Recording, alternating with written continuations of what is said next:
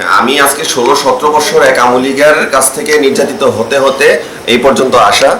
আর সবচেয়ে বড় কথা হলো আওয়ামী লীগের কাছ থেকে যারা বেনিফিশিয়ারি, যারা আপনাকে সবসময় আমাদেরকে বলে আসতো, হুমকি ধামকি দিয়ে আসতো যে আমরা 4 ভাই, কেন্দ্র আমাদের বাড়ির পাশে, এমন কেউ নাই অশ্লীলভাবে ব্যবহার করতো যে তাদেরকে আসলে এই করবো সেই করবো, বিভিন্ন ধরনের হুমকি ধামকি দিত। আজকে 16-17 বছর ধরে তারা আওয়ামী লীগের কাছ থেকে আমি নির্যাতিত হয়েছি আর তারা বেনিফিশিয়ারি হয়েছে।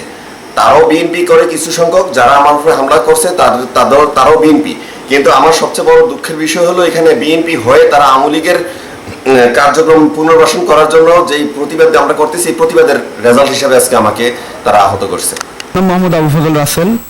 আসলে তারা যখন এই বাজারের বিষয়টা নিয়ে যখন কথা ওঠে, আমার কানে যখন আসার পরে আমি জানতে পারি যে কালকে শিডিউলের নেয়ার লাস্ট ডেট।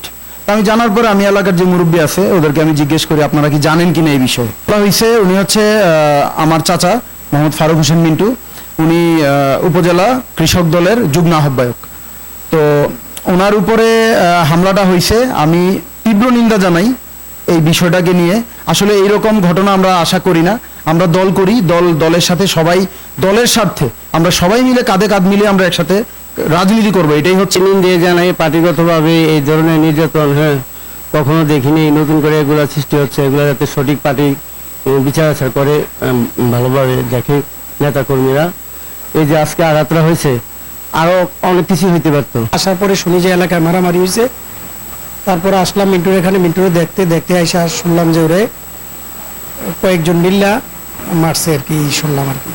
আমরা এটার সুষ্ঠু তদন্ত সাপেক্ষে সঠিক বিচার প্রত্যাশা করছি। আমার নাম সিদ্দিকুর রহমান, আমি ওয়ার্ড সাংগঠনিক সম্পাদক। আমাকে ফোন করে বললো আমাদের ওয়ার্ড সেক্রেটারি আনিসুর রহমান যে কাকা গরুর বাজারটা তো এইভাবে আনিসে রাসেলে একটা শিডিউল ড্রপ করছে। আমি বুঝি যে শিডিউল করছে সমস্যা নাই, যদি তে পাইয়া থাকে আমরা সবাই মিলজিল করে এটা কইরাম, কোনো অসুবিধা নাই, একজনের নামে আইলেই হইল এটার জন্য। আর আমি এটা আসলে সত্য কথা, যেটা আমি এটা ন্যায় বিচার আশা করি আমাদের দলের কাছে। তো কথা প্রসঙ্গে সেখানে বললো বলছি গরুর বাজার নিয়ে কথা হইলো। গরুর বাজারে নিয়ে তারা একটু খুব হয়েছে, কেন মিন্টু নয় রাসেল কেন শিডিউল কিনলো। আমি বলি শিডিউল রাসেল কিনতে সমস্যা নাই, রাসেল যদি পায় আমরা সবাই তো বিল কিনলো, আমরা মিলে করবো। না কেন কিনলো তার এই অধিকার কে দিছে, এটি নিয়ে আমার লোকের তর্ক বিতর্ক হচ্ছে। এক পর্যায়ে রাজল ভাই শেষে বললো যে যথাযথ দরকার নাই, তোমরা সবাই মিলে এটা করো যে পায়। এ পার্টির কাছে বলতে চাই যে কেন এই ধরনের বারবার হয়, এগুলো একটা সুষ্ঠু বিচার হোক।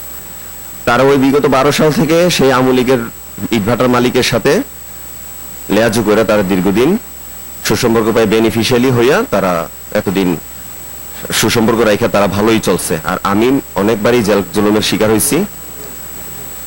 তো এখন ওই ইটভাটাটি আমি পরিবেশের মাধ্যমে, দেশের পরিস্থিতি পরিবর্তন হওয়ার কারণে আমি ইটভাটাটির কারণে পরিবর্তন আবার একটা অভিযোগ করি পরিবেশ অধিদপ্তরে। সেখান থেকে আমি ইটভাটাটি ভাঙাতে সক্ষম হই। পরিবেশ তার নিজস্ব ভূমিকাটা পালন করছে। এই শত্রুতামের জের ধরে ওই ইটভাটার মালিক সেই পূর্বের ওই যারা তার কাছ থেকে বেনিফিটেড হয়েছিল, ওই বেনিফিটেড লোকগুলোর মাধ্যমে আমার সাথে প্রতিহিংসা বসে আজকে যে কোনো একটা ইস্যু দাঁড় করিয়ে গরুর বাজারের ডাক নিয়ে অন্য আরেকজন গরু বাজারটা ডাক নিয়েছিল, ডাকটা পাইছে, সেই শিডিউল জমা দিছে, এটা নিয়ে আমাকে সামনে পাইছে। এখন সন্দেহজনকভাবে আমি এটাকে শেল্টার দিছি এটা মনে করে তারা আমার উপরে হস্তক্ষেপ করছে। আমি অবশ্যই দাবি জানাচ্ছি, আমাদের সাংগঠনিকভাবে বিএনপির কাছে অবশ্যই দাবি জানাচ্ছি যে এগুলোর সঠিক একটা বিচার করার জন্য। আর প্রশাসনকে অবশ্যই দৃষ্টি আকর্ষণ করছি, প্রশাসন তার নিজের ভূমিকাটা পালন করবে। এই কিছুক্ষণ আগেই আপনার ইনজুর হয়েছি, আমার প্রস্তুতি আছে, প্রক্রিয়াধীন, মামলা করার প্রক্রিয়াতে আছি। আমি অবশ্যই এটা কঠোর একটা পদক্ষেপ নিতে বলতেছি আমার দলীয় সংগঠনকে, আমার বিএনপিকে। আমি বিএনপি করি, আমি সেই সুবাদে আমি বিএনপির কাছে আমি এটার জন্য বিচার প্রার্থী করছি।